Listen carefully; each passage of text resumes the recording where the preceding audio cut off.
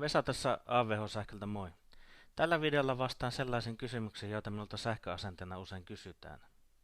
Kolmas kysymys, mitä minulta usein kysytään on, että laskutetaanko työmaalla katselmuksesta tai katselukäynnistä. Ja kyllä yleinen periaate on, että jos se ensimmäinen käynti on työmaalla, niin se on työmaan suunnittelu, niin kyllähän se on ihan selkeätä työtä, jossa on ammattitaito ja ammattikokemus painaa ja se on itse asiassa se on myös selkeää säästöä asiakkaalle, että toinen vaihtoehto on, että hän ottaa suunnittelun suunnittelutoimistosta tai sähkösuunnittelijan paikalle, mikä on huomattavasti raskaampi ja huomattavasti kalliimpi vaihtoehto, että jos urakoitsija tulee itse katsomaan paikan päälle ja suunnittelee sen, niin kyllä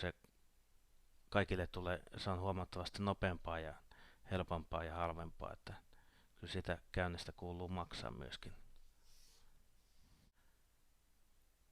Jos haluat lisää vastauksia kysymyksiin, mene AVH Sähkö Oyn sivuille osoitteeseen www.avh-sähkö.fi kautta ukk.html. UKK on lyhenne sanoista useimmin kysytyt kysymykset. Huomaat kaikki kirjaimet tuossa UKKssa on isolla, niin löydät varmasti perille.